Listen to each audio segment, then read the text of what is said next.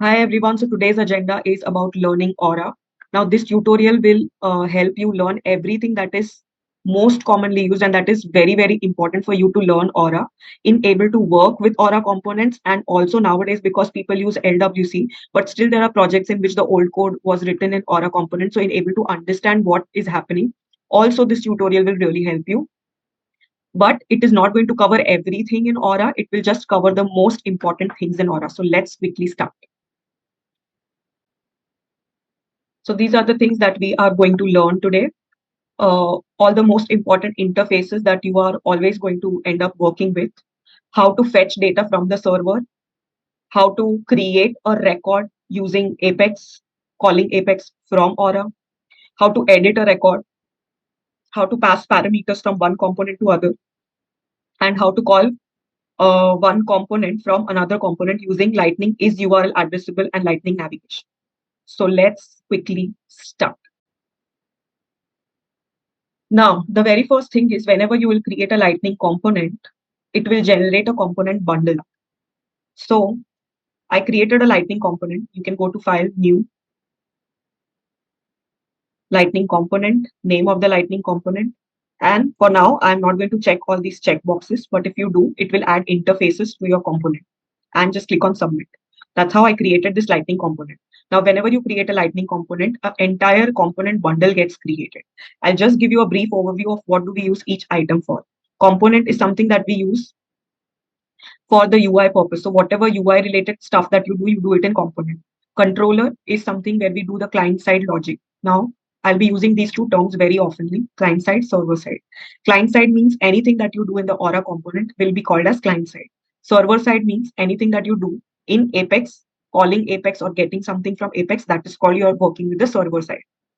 Now, this is a common practice that is followed, like whenever you do client side logic, you do it in controller, and whenever you are calling the server side method, you use helper to call that.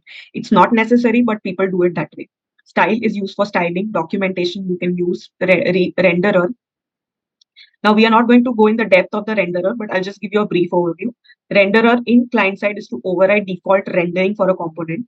You can consider what data should render on load or on reload, etc.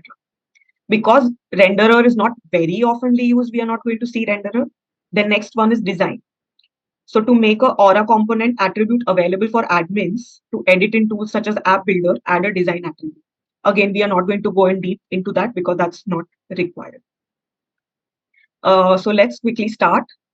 I have created an Aura component. It created a bundle. Now I'm going to show you what are interfaces. Whenever you write a component, you need to implement some interfaces. Let me implement the first interface that we are going to look into. There are many, but we are not going to cover all. I'm just going to cover everything that is the most important and most oftenly used.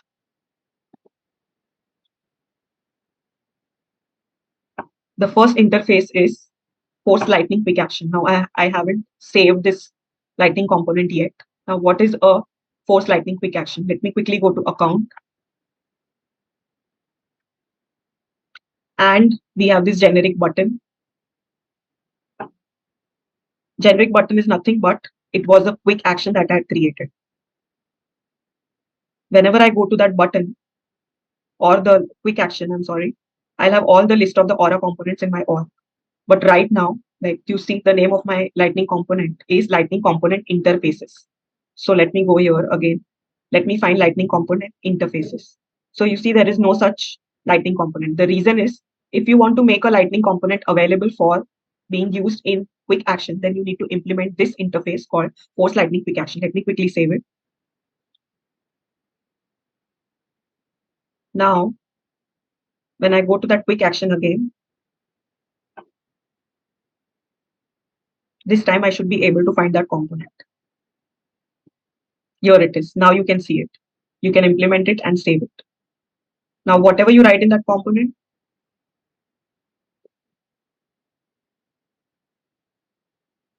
I have added that quick action on the account page layout. I'm going to refresh. The moment I click on that button, it opens that Lightning Aura component that we have created and it shows the text in it. Now you also see that we have this header called generic button and we have this cancel button. Let's say I don't want that. For any reason, I don't want that. Then what can I do is I can use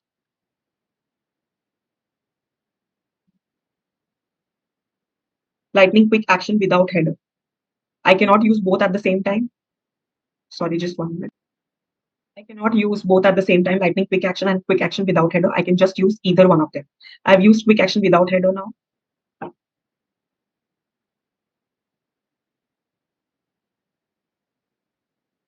This time you will see that the header is not there and the cancel is not there. Now, the next one, I have placed this button on the account page, right?